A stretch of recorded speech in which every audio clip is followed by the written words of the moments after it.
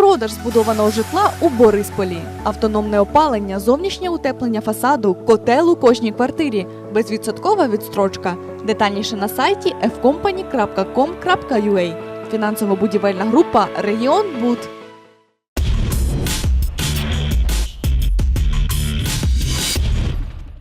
Стан будинків міста, відведення земельних ділянок та забезпечення житлом – топ-тем особистого прийому громадян цього тижня. Власники будинку по вулиці Ватутіна, 97, занепокоєні, чи буде він добудований із виконанням всіх технічних умов. Бориспільки також скаржаться на невідповідність державного акту, в якому розмір земельної ділянки не відповідає дійсності. Це все коригується. Це Укрвійськбуд звертається із своєю документацією до ДЗК. А перед цим має звернутися до розробника, який скоригував невірні трошки площі.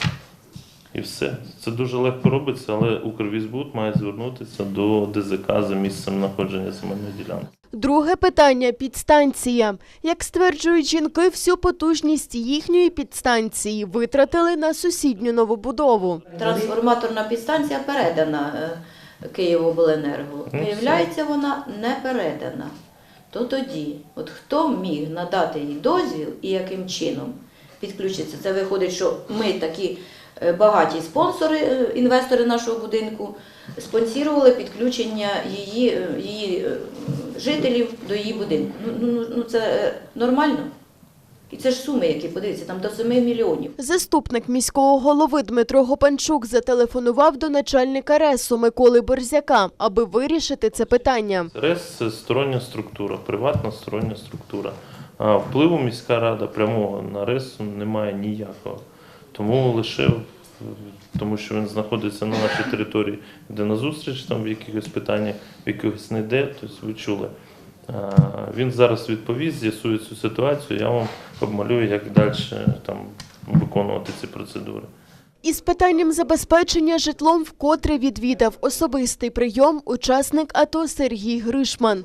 Чоловік не розуміє, чому в інших містах будують оселі для атовців та видають квартири, а в Борисполі – ні. Впродовж 2016 року в рамках забезпечення міськими програми соціального захисту бійців АТО та членів сімей Львів надав з місцевого бюджету різноманітних допомог, пільг та компенсацій бійцям на загальну суму близько 65 мільйонів тільки учасникам АТО.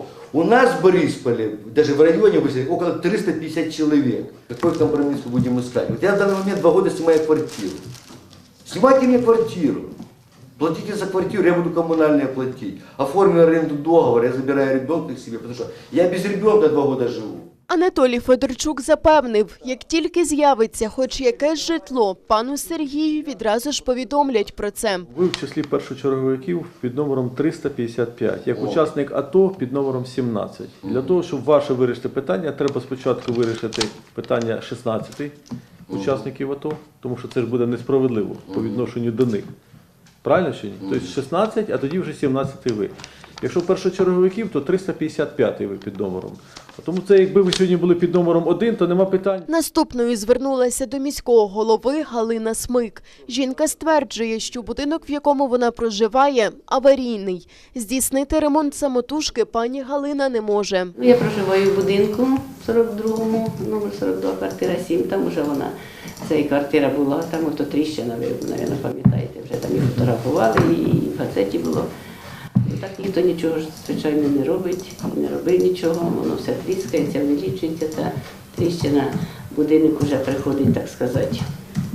Я вже нічого не можу там робити, тому що воно все у випадок іде, вже що там замаш, воно знову тріскається, сипається. Міський голова зателефонував до ЖРЕУ та домовився з його працівниками, аби ті виїхали на вулицю Мануїльського, 42, та виконали ремонт. Зараз під'їде туди, дах зробимо, ту щілину, він каже, що вони слідкують, вона не прогресує, тоді, значить, її треба заробити, щоб там її не було. Наталія Басюк, Ярослав Бартош. Новини. Телеканал Бориспіль.